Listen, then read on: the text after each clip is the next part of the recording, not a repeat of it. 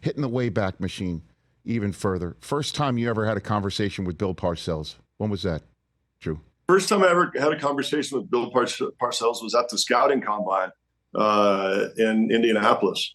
I was still 20, I think, when I met him, because I turned 21 at the scouting combine. Me and Alex Van Pelt, now the OC for the Patriots, spent my 21st birthday at Hooters in Indianapolis, just for the wings, of course. Of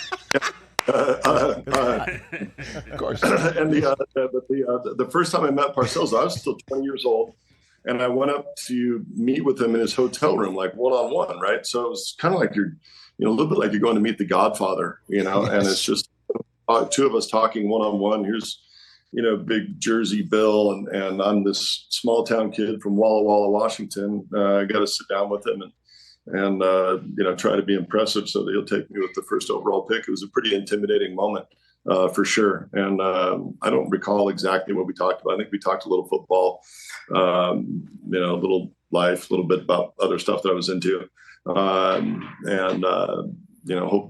Apparently I did okay in the interview, so because he still picked me with the first pick. What's your favorite? What's your favorite Parcells story, Drew? Oh man, well he was a really funny guy as long as he wasn't talking to you.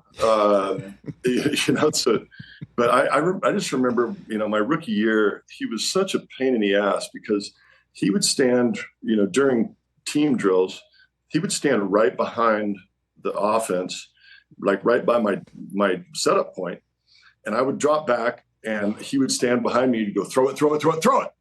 And so it's like somebody yelling at you in the middle of your golf swing. You're trying to do this thing, and he's yelling at you the whole time.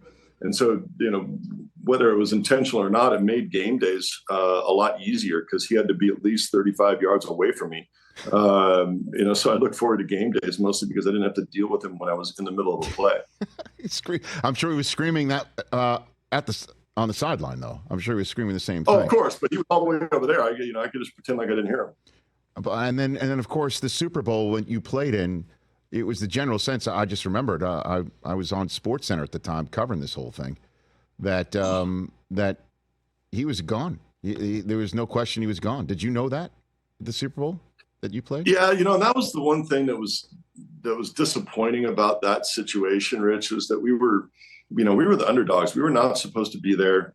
The story should have been about this amazing run that we made to get to the Super Bowl. And instead, the storyline the whole week that we all had to answer for was whether or not Parcells was going to the Jets, which was not a very closely kept secret, certainly back then.